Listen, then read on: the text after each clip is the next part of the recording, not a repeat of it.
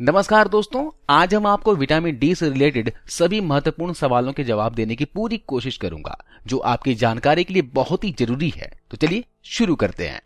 सवाल नंबर 1, शरीर में विटामिन डी की कमी के क्या संकेत होते हैं? दोस्तों, इसके कई संकेत हो सकते हैं। नंबर 1, अगर आपको हर वक्त निराशा, तनाव या फिर एंजाइटी महसूस होती हो तो यह विटामिन डी की कमी के संकेत हो सकते हैं। डिप्रेशन फील होना, बात बात में मूड खराब होना खून में विटामिन डी की कमी के संकेत है। नंबर 2, कुछ लोग बार बार बीमार पड़ते रहते हैं। अगर आपको सर्दी खांसी ज्यादा रहती हो तो यह शरीर में विटामिन डी की कमी के संकेत होते हैं। विटामिन डी की कमी से रोग प्रतिरोधक क्षमता पर असर पड़ता है, जिससे आप अक्सर बीमार रहते हैं। नंबर 3, विटामिन डी की कमी होने पर कैल्शियम शरीर में नहीं पहुंच पाता है। ऐसे में हड्डियां और दांतों में कैल्शियम की कमी होने लगती है। अगर हड्डियों में दर्द, जोड़ों में दर्द या पीठ में, कमर में दर्द रहता हो तो यह विटामिन डी की कमी के संकेत हैं। नंबर 4, विटामिन डी की कमी से शरीर में हर वक्त थकान महसूस होती है।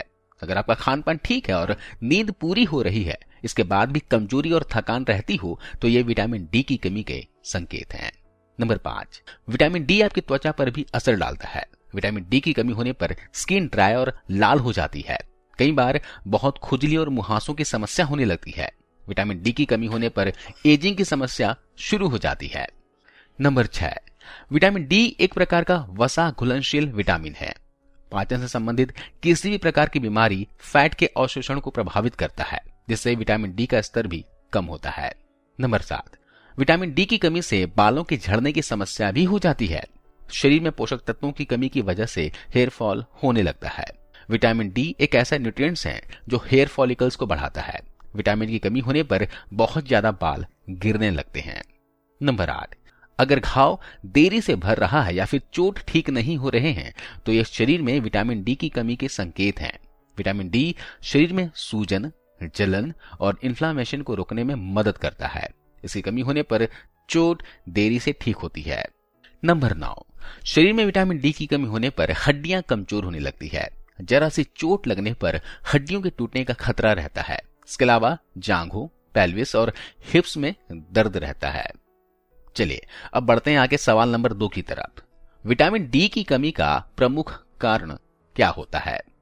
दोस्तों, इसका एक ही कारण हो सकता है, जैसे डेली डाइट में पर्याप्त विटामिन डी न खाना, आहार से पर्याप्त विटामिन डी अवशोषित न कर पाना, पर्याप्त मात्रा में सूर्य की रोशनी न ले पाना, लीवर और किडनी द्वारा विटामिन डी को सक्रिय रूप से परिवर्तित न कर पाना। अन्य बीमारियों में सुधार के लिए ली जाने वाली दवाइयों के सेवन से भी विटामिन डी के परिवर्तन और अवशोषण दोनों प्रभावित होते हैं। सवाल नंबर 3, विटामिन डी की कमी को दूर करने के लिए क्या क्या करना चाहिए? दोस्तों, विटामिन डी की कमी को दूर करने के लिए आप काफी सारी चीजें खा सकते हैं। जैसे विटामिन डी का सबसे अच्छा और प्राकृतिक स्रोत धूप है। धूप से शरीर को भरपूर विटामिन डी मिलता है। विटामिन डी की कमी को पूरा करने के लिए आपको रोज सुबह थोड़ी देर धूप में जरूर बैठना चाहिए। अंडे में पोषक तत्वों का भंडार होता है। अंडे की जर्दी में विटामिन डी पाया जाता है। विटामिन डी की कमी को पूरा करने के लिए आप रोज एक अंडे की जर्दी अवश्य खाएं। गाय के दूध में भी काफी मात्रा में विटामिन डी पाया जाता है। कैल्शियम और विटामिन डी का बेस्ट सोर्स दूध होता है। अगर आप एक गिलास गाय का दूध पीते हैं तो इससे आपको पर्याप्त मात्रा में विटामिन डी मिल जाता है। खाने में दही जरूर शामिल करें। दही के सेवन से आप विटामिन डी की कमी को पूरा कर सकते हैं। गर्मियों में दही पेट को भी ठंडा रखती है, पेट के लिए बहुत ही अच्छी होती है। इसके अलावा मशरूम में कई तत्व पाए जाते हैं, vitamin C, vitamin B1, vitamin B2, vitamin B5 और मैग्नीशियम। इसके अलावा मशरूम में विटामिन डी भी काफी अच्छी मात्रा में पाया जाता है। नॉनवेज खाने वाले लोगों के लिए मछली विटामिन डी का अच्छा सोर्स है। आप हेरिंग, मैक्रिल, सैल्मन और टूना जैसी फिश से आप विटामिन डी की कमी को पूरा कर सकते हैं। विटामिन डी की डेली नीड्स को पूरा करने के लिए आप संतरा भी खा सकते हैं। संतरे में पर्याप्त मात्रा में विटामिन डी पाया जाता है। आप संतरे का जूस भी पी सकते हैं, इससे आपको विटामिन सी भी मिलेगा। खाने में साबुत अनाज भी शामिल करने चाहिए। गेहूं, जौ और दूसरे अनाज में विटामिन डी पाया जाता है। आपके शरीर को अनाज से भी विटामिन डी मिलता है। ओट्स में भी विटामिन डी पाया जाता है। आप अपने डेली डाइट में ओट्स जरूर शामिल करें। ओट्स फाइबर से भरपूर होता है, जिससे पाचन भी अच्छा रहता है। मांसाहारी लोगों के पास विटामिन डी की कमी को पूरा करने के लिए फिश के अलावा मीट भी अच्छा सोर्स है। इसके साथ ही कॉड लिवर ऑयल में भी काफी मात्रा में विटामिन डी पाया जाता है। चलिए अगले सवाल की तरफ बढ़ते हैं। विटामिन डी की कमी का खतरा किन लोगों को ज्यादा होता है? दरअसल स्तनपान करने वाले शिशु में विटामिन डी की कमी का खतरा अधिक होता है, क्योंकि मां का दूध विटामिन डी का अधिक सशक्त स्रोत नहीं होता है। 5 साल के बच्चों में विटामिन डी की कमी की संभावना अधिक होती है। मोटापा से ग्रसित लोगों में विटामिन डी फैट से प्रभावित होते हैं या फिर बंधे होते हैं, जिसकी वजह से विटामिन डी को खून में प्रवेश करने में परेशानी होती है। जिन लोगों का थायराइड बढ़ा हुआ होता है उनको विटामिन डी की कमी का खतरा ज्यादा होता है। जो लोग एंटीफंगल ड्रग्स, एड्स की दवा, कोलेस्ट्रॉल की दवा आदि का सेवन करते हैं उन लोगों में भी विटामिन डी का मेटाबॉलिज्म प्रभावित होता है। 65 साल से अधिक उम्र वाले बुजुर्गों में भी विटामिन डी की कमी का खतरा अधिक होता है। जब आप बुजुर्ग हो जाते हैं तब आपकी त्वचा सूर्य के प्रभाव में आने से विटामिन डी का निर्माण नहीं करती है जितना कि जवान त्वचा करती है। इसके अलावा आपकी किडनी विटामिन डी को सक्रिय रूप से परिवर्तित भी नहीं कर पाती है। गोरे रंग वालों की तुलना में सांवले रंग वाले सूर्य की रोशनी से विटामिन डी का उत्पादन कम कर पाते हैं। इसके अलावा हड्डी से संबंधित मरीजों को विटामिन डी की कमी ज्यादा रहती है। लंबे समय से किडनी और लीवर रोग से ग्रसित लोगों को विटामिन डी की कमी हो जाती है। अगले सवाल की तरफ बढ़ते हैं। विटामिन डी की कमी को कैसे रोका जा सकता है?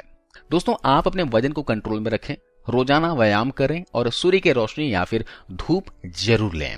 अगर पेट, लीवर और किडनी से संबंधित बीमारी है तो उन्हें ठीक करने के लिए दवाइयां लें और इसकी स्थिति में सुधार लाएं। विटामिन डी के सप्लीमेंट का इस्तेमाल भी कर सकते हैं। खासकर स्तनपान कराने वाले नवजात शिशुओं को विटामिन डी सप्लीमेंट जरूर खिलाएं। सवाल नंबर 6, विटामिन डी की कमी होने से कौन सी बीमारी हो सकती है? दोस्तों, विटामिन डी की कमी से कई तरह की बीमारियां हो सकती है, जैसे कि बांझपन का होना, बच्चों में अस्थमा होना, कैंसर होना। रक्त में विटामिन डी का स्तर बहुत कम होने की वजह से कई प्रकार के रोग होते हैं। विटामिन डी की कमी की वजह से बच्चों में सूखा रोग यानी कि रिएक्टिस नाम की बीमारी होती है। सूखा रोग की वजह से बच्चों की हड्डियां मुलायम हो जाती है या फिर मुड़ जाती है। हृदय रोग की वजह से मृत्यु का खतरा भी बढ़ जाता है। अधिक उम्र वाले वयस्कों में दिमाग कमजोर होने लगता है।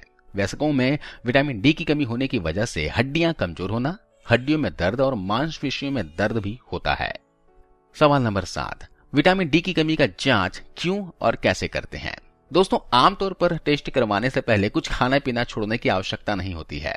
हालांकि यह लेबोरेटरी और उसके द्वारा इस्तेमाल की जाने वाली टेस्ट की विधि पर निर्भर करता है। इसलिए अगर लेबोरेटरी के अनुसार कुछ दिशा निर्देश मिले हैं तो उसका पालन करना चाहिए। डॉक्टर आपको टेस्ट से 6 से 8 घंटे पहले कुछ खाने या पीने से मना कर सकते हैं। अगले और आखिरी सवाल की ओर बढ़ते हैं। विटामिन डी की कमी का इलाज कैसे होता है? दोस्तों, विटामिन डी की कमी को पूरा करने के लिए अधिक से अधिक विटामिन डी युक्त आहार खाएं। इसके अलावा विटामिन डी सप्लीमेंट भी जरूर खाएं। विटामिन डी की मात्रा कितनी लेनी चाहिए यह अलग अलग चीजों पर निर्भर करता है, जैसे कि उम्र, आप कितना काम करते हैं और आपकी पाचन क्रिया कितनी मजबूत है। इसलिए विटामिन डी की दवा खाने से पहले अपने डॉक्टर से सलाह जरूर लें। आशा करता हूं आपके सारे सवालों के जवाब मिल गए होंगे। धन्यवाद।